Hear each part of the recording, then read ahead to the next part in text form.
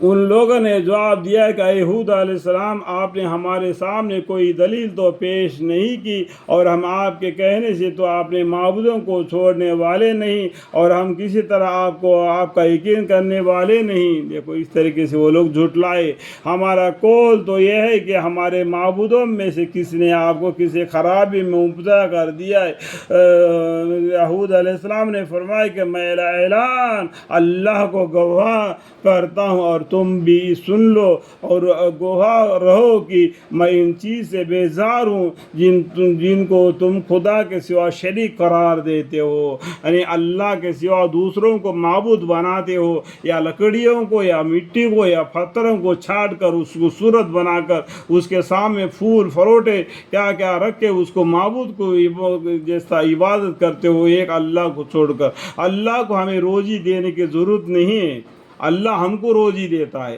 آج دیکھو، آج مسلمان کا مسجد کو جاتے ہیں تو خالی ہاتھ جاتے ہیں، لنگی کرتنی چپلا پہن کے، ٹھیک ہے، وہاں پر ہاتھ پاؤں دھو کے مسجد میں جاتے ہیں۔ وہاں پر امیر بھی ہو فقیر بھی ہو برابر ہے، ڈاکٹر بھی ہو لائر بھی ہو ایم ایل اے بھی ہو فقیر اور ایم پی بھی ہو، بالکل برابر ہے، کاندھے سے کاندھا لا کے کھڑا ہو جائے گا، ٹھیک ہے، اس میں کوئی فرق نہیں۔ جو لوگ باقی اگلے قوم کو دیکھو، وہ لوگ جو جاتے ہیں تو کتنا موجے لڈوا کیا کیا لے کے جاتے ہیں۔ کیا اللہ تعالیٰ کھاتے ہیں؟ کیا اللہ تعالیٰ کھاتے ہیں؟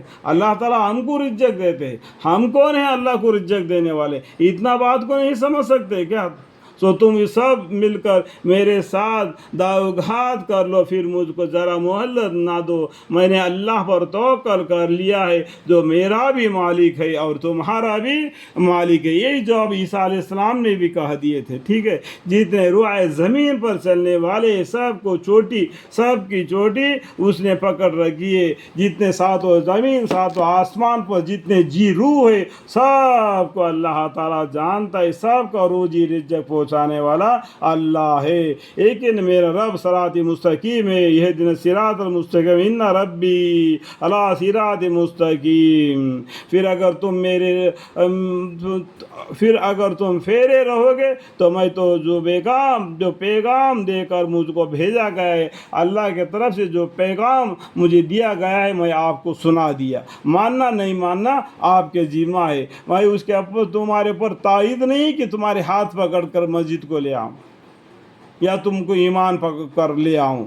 ہاتھ پکڑ کوئی بھی کام نہیں کر سکتا ہے۔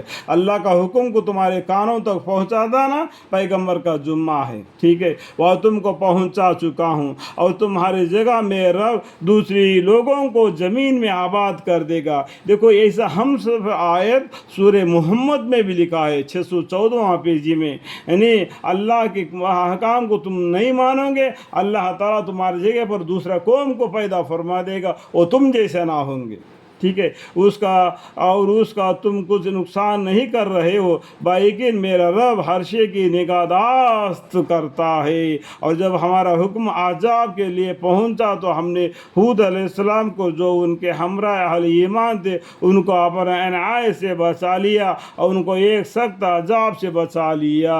اور یہ قوم عاد تھی جنہوں نے اپنے رب کے آیات کا انکار کیا اور اس کے رسولوں کا کہنا نہ مانا، اور تمام تر ایسے لوگوں کے کہنے پر چلتے رہے جو ظالم اور ضدی تھے۔ اس دنیا میں بھی لعنت ان کے ساتھ ساتھ رہی اور قیامت کے دن بھی۔ خوب سن لو، قوم عاد نے اپنے رب کے ساتھ کفر کیا، خوب سن لو، رحمت سے دوری ہوئی عاد کو جو کہ ہود علیہ السلام کی قوم تھی۔ اللہم اغفر لی۔